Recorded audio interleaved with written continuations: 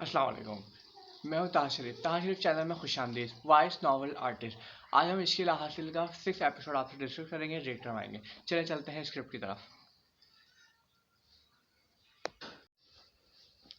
आसिन जो होती है वो महरीन के पास पहुंच जाती है। सन्नान महरीन के पास उसको छोड़ के चला जाता है। तो आसिन जब अंदर जाती है तो फिर आसिन जो है महरीन से डिस्कस करती है, वो सारा अपना माजरा जो होता है वो बताती है।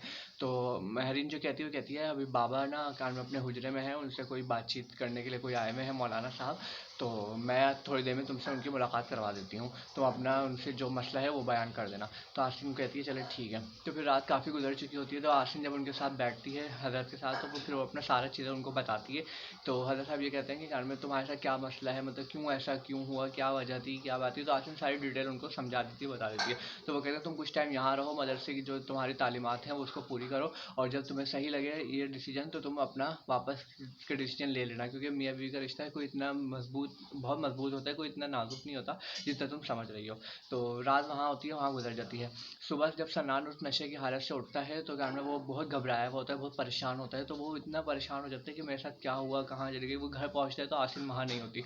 तो बहुत सारे मामला उसकी लाइफ में फिर इंटरफेयर होने लग जाते हैं। उसका बॉस जो होता है वो मुल्क छोड़ के चले जाता है, और जो जितनी पार्टनरशिप उसके साथ जर्रार के साथ हुई भी होती है वो सारी ख़त्म कर देता है। तो जर्रार बिल्कुल कौड़ी के दाम बिकने लग जाता है, मतलब उसकी कोई वैल्यू नहीं रहती मार्केट में, और कारण में बहुत सारे मसले मसाइल पैदा हो जाते हैं। तो जर्रार अपने दोस्त जो होता है, अपने दोस्त से कारण में बात करता है कि मेरे साथ ये प्रॉब्लम हो गई है, मेरा इतना बड़ा बिजनेस है वो सब खत्म हो गया है। तो वो उसको बोलता है कि तुम लाहौर आ जाओ, मेरे साथ पार्टनरशिप कर लो, और मेरे जो बिजनेस है उसमें तुम घर में ना हैंड ओवर करता हूँ मैं तुम्हारे, तुम उसको देखो, क्योंकि मैं तो बाहर मुल्क में रहता हूँ। तो जर्रार उसकी वो बात मान लेता है और वो वहाँ चले आता है।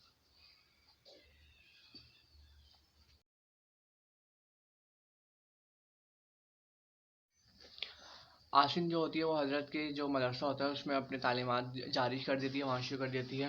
और फिर ज़र्रार जो होता है वो अपना बिज़नेस पार्टनरशिप जो उसका दोस्त होता है उसके साथ काम करने के लिए वहाँ आ जाता है, और वहाँ पे अपने जो ज़िंदगी के रोज़गार होता है उसको कमाने की शुरू कर देता है। तो इत्तेफाकन जो होता है, जो काम होता है, वो हज़रत के साथ वो मुलाकात करता है। उसका जो दोस्त होता है वो बोलता है कि तुम इनसे मिलो, बहुत अच्छी शख्सियत हैं, और बहुत काफ़ी तुम्हें इसमें तुम्हें जो तुम्हारे मसले मसाइल है तुम्हें उसमें काफ़ी फ़ायदा मिलेगा। तो ज़र्रार उनके पास पहुँच जाता है। तो हज़रत जो होते हैं वो ज़र्रार को देखते हैं तो वो काफ़ी खुश होते हैं, वो उससे बहुत अच्छा महसूस करते हैं उससे मिलकर। तो आसिन जो होती है वो तो अपने मदरसे की तालीमात के लिए लगी हुई होती है, और घर में ना उसी फील्ड से रिलेटेड अपने काम काज को शुरू कर देती है। तो आसिन की अपनी बहन से बातचीत होती है जो अमेरिका में होती है, तो फिर वो उसको बहुत बोलती है कि आप ही मेरे पास आ जाएं, आप और ये कर लें। तो उसकी बहन मना कर देती है। तो हज़रत जो होते हैं वो बोलते हैं कि घर में ना हमारा जो मदरसा है वहाँ पे एक टीचर की ज़रूरत है। और तो आसिन को वो बोलते हैं कि तुम अगर कराची जाना चाहो, वहाँ पे अपना जो जिस तरह तुम पढ़ाती वो करना चाहो तो तुम कर सकती हो। तो आसिन उनकी रजामंदी में हाँ मिला देती है और वो वहाँ चली जाती है। आपसे मिलते हैं नेक्स्ट एपिसोड में। शुक्रिया।